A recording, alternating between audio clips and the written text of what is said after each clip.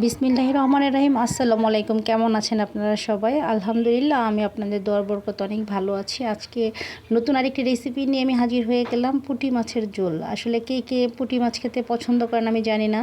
তো আমরা যখন ছোট ছিলাম, আমাদের বাড়ির পাশ থেকে যখন এরকম মাছ ধরে নিয়ে আসা হতো বা ধরে নিয়ে আসতো কেউ, তখন আমরা কিনে কিনে খেতাম। বহু বছর পর এরকম টাটকা টাটকা মানে লাল শাড়ি পরা পুঁটি মাছ, যেটাকে বলা হয় দেশি পুঁটি মাছ, এটা পাওয়া গেল। আর খুবই তৃপ্তি করে খেলাম। তো বাকিটা আপনাদের সাথে শেয়ার করছি। যদি আমার চ্যানেলটাকে আপনাদের ভালো লেগে থাকে তাহলে অবশ্যই লাইক করবেন, কমেন্টস করবেন, শেয়ার করবেন। আর আমার পাশে থাকবেন, আপনাদের পাশে থাকার জন্য সুযোগ করে দিবেন। ধন্যবাদ আপনাদের সবাইকে। যারা আমার ফেসবুক পেজ থেকে দেখবেন তারা এটাকে ফলো দিয়ে দিবেন এবং পাশে থাকবেন, পাশে রাখবেন। তো আর কথা না বাড়াই, এক এক করে আমার প্রসেসিংয়ে চলে যাই। সেটা হচ্ছে এই যে লাল শাড়ি পরা পুঁটি মাছ, এগুলাকে আমরা ছোটোকাল থেকেই বলতাম লাল শাড়ি পরা পুঁটি মাছ। তো আপনারা কে কী নামে কীভাবে চিনেন আমি জানি না।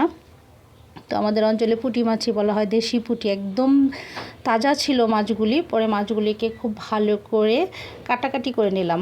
আর আমার চ্যানেলে মাছ কাটার ভিডিও আছে, অনেক প্রকারের মাছ কাটার ভিডিও আছে। আর মাছে ভাতে যেহেতু বাঙালি, আর আমি ছোট সময় মাছ খেতে পছন্দ করতাম না, কিন্তু বয়স বাড়ার সাথে সাথে মাছের পুষ্টিগুণ সম্বন্ধে জানতে জানতে এখন মাংসর চাইতেই আমি একদম মাছে ভাতে বাঙালি।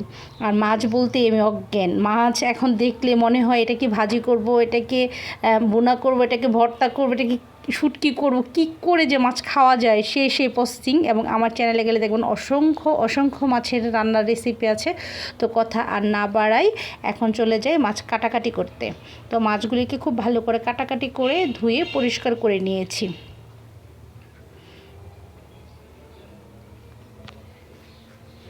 মাছগুলোকে কয়েকবার ভালো করে সাদা পানি দিয়ে ধুয়ে, লবণ দিয়ে 2-3 বার লবণ দিয়ে এটাকে ধুয়ে নিয়েছি। তো এখন চলে গেলাম চুলাতে দিয়ে দিয়েছি কড়াইতে দিয়েছি পরিমাণ মতো সয়াবিন তেলটা গরম হওয়ার সাথে সাথেই আমি এখানে দিয়ে দিব পেঁয়াজ কুচি, কাঁচামরিচ ফালি, রসুন কুচি, ধনিয়া পাতা।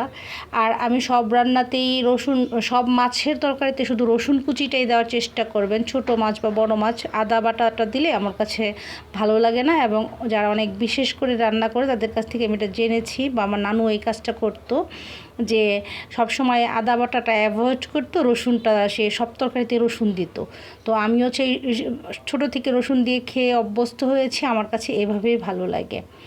আর বাটা রসুন থেকে আমার মনে হয় কাটা রসুনের ফ্লেভারটা তেলে এবং ঝাঁঝালো একটা গ্রান বের হয়। দিয়েছি রসুন কুচি, দিয়েছি সামান্য পেঁয়াজ কুচি। পেঁয়াজের পরিমাণ কম বেশি করে সবাই দিতে পারেন, ভুনা করলে ভুনা চচ্চড়ির মতো যেটা বলা হয় দো পেঁয়াজও, সেটাতে পেঁয়াজের পরিমাণটা অনেক বেশি থাকে। কিন্তু আমি আজকে মাছটা একটু ঝোল রান্না করব। মাছটা আজকে আমি ভাজবো না। মাছটা যেহেতু তাজা ছিল আর দেখে একদম জিভে পানি চলে আসছে, আমি আর ওয়েট করতে পারতেছিলাম না। তারপর আপনাদের সাথে আমি শেয়ারও করলাম।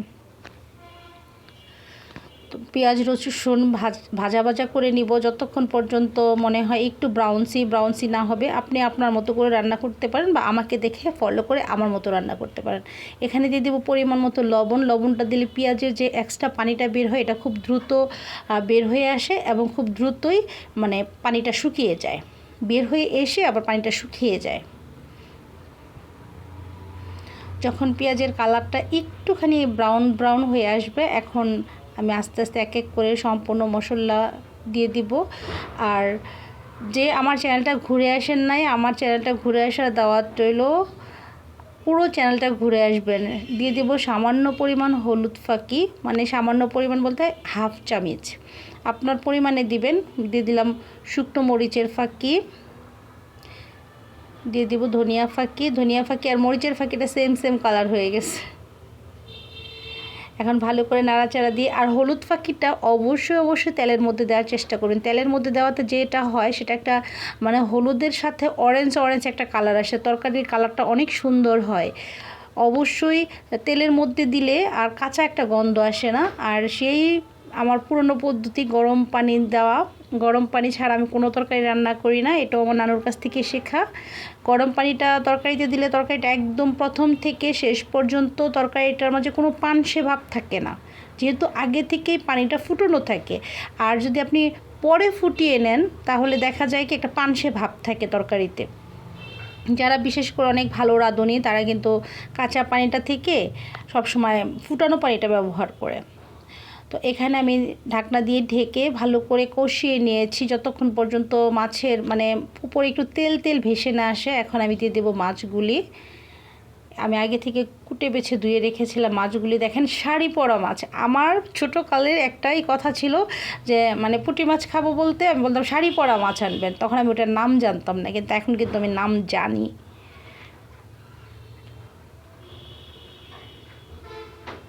খুব ভালো করে যতক্ষণ পর্যন্ত তেলটা করার মাছের উপরে উপরে উঠে না আসবে ততক্ষণ পর্যন্ত এটাকে ভালো করে মাছটা কষিয়ে নিয়েছি। এরপর দিয়ে দিয়েছি সামান্য পরিমাণ গরম পানি। গরম পানিতে মাছটা ততক্ষণ পর্যন্ত কষায় ভুনা করব যতক্ষণ পর্যন্ত মাছের গায়ে সিদ্ধ হয়ে তারপর মাছ থেকে যে মাছের একটা গন্ধ থাকে এটা যতক্ষণ পর্যন্ত চলে না যায়। কাঁচা মাছের একটা গন্ধ থাকে।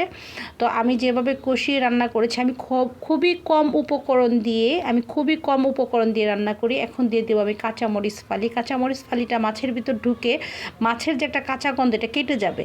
এবং দিয়ে দেবো সামান্য পরিমাণ ধনিয়া পাতা। এখন দেবো, আমি আবার পরেও দেবো। এখন ধনিয়া পাতাটা দিলে মাছের ভিতরে ধনিয়া পাতার যে একটা ঘ্রাণ আছে এটা ঢুকে যাবে। তো এখন কাঁচামরিচ আর ধনিয়া পাতা দিয়ে মাছটাকে খুব ভালো করে ঢেকে দেব। ততক্ষণ পর্যন্ত ঢেকে রান্না করব যতক্ষণ পর্যন্ত এটা সিদ্ধ না হয়ে যায়। এবং মাছগুলি খুব ভালো করে সিদ্ধ হয়ে গেছে। আর আজকে আমি করব একটু ঝোল ঝোল টাইপের, যেহেতু কাঁচা মাছ কিন্তু এইভাবে ঝোল করলে অনেক ভালো লাগে। আপনারা যারা খান নাই তারা খেয়ে দেখতে পারেন। এবং অনেকেই কিন্তু মাছ ভাজা ছাড়া খেতে চান না। আসলে মাছ ভেজে খাই মুখের স্বাদের জন্য। স্বাস্থ্যকর এবং সুস্থকর রান্নাটাই হচ্ছে কাঁচা মাছ খাওয়া। এটা যদিও আমাদের অঞ্চলে কাঁচা মাছ খুব কম খায়, কিন্তু আমি ডক্টরদের সাথে কথা বলার পর থেকে এখন যে খাবারটা খাইলে সুস্থকর এবং স্বাস্থ্যকর হয় ওভাবেই খাওয়ার চেষ্টা করি। আর এই যে আমি আবারও দিয়ে দিলাম কিছু ধনিয়া পাতা। এর জন্য আমার এখন রান্নাবান্নার স্টাইলটা এরকম হয়ে গেছে কীভাবে একটু স্বাস্থ্যকরভাবে রান্না করে খাওয়া যায়। আজকে আমি রান্না করব একেবারেই স্বাস্থ্যকরভাবে পুঁটি মাছ রান্না করলাম, একেবারেই স্বাস্থ্যকরভাবে, যেটাতে তেলের পরিমাণ কম, যেটাতে তেল মশলার পরিমাণ কম, যেটাতে আপনি যে পেয়ে যাচ্ছেন একেবারে দেশীয় স্বাদ। এই মাছ রান্নার পর কি আর বসে থাকা যায়? আমার তো জিভে পানি চলে আসছে। আমি ঝটপট যে একটু ভাত নিয়ে নিলাম আর মাছ দিয়ে ভাতটা খেয়ে নেব। মাছের ভিতরে দেখার পর মনে হয় একদম রান্নাই করা হয় নাই, এত সুন্দর চকচকে, যেমন মাছ মানে একদম সাদা চকচকে মাছ, এরকম মাছ দিয়ে ভাত খেতে অসম্ভব মজা হয়েছিল। রান্নাটা আপনারা সবাই চেষ্টা করে দেখবেন। যদি আপনাদের কাছে ভালো লেগে থাকে তাহলে অবশ্যই আমার চ্যানেলটা ঘুরে আসার দাওয়াত রইল। ভালো থাকবেন, সুস্থ থাকবেন, যে নাগাদ আপনাদের সাথে আবার দেখা না হয়, কথা না হয়। আমার জন্য দোয়া করবেন, আমি আপনাদের সকলের জন্য দোয়া করি। আসসালামু আলাইকুম রহমতুল্লাহি ওয়া বারাকাতুহু।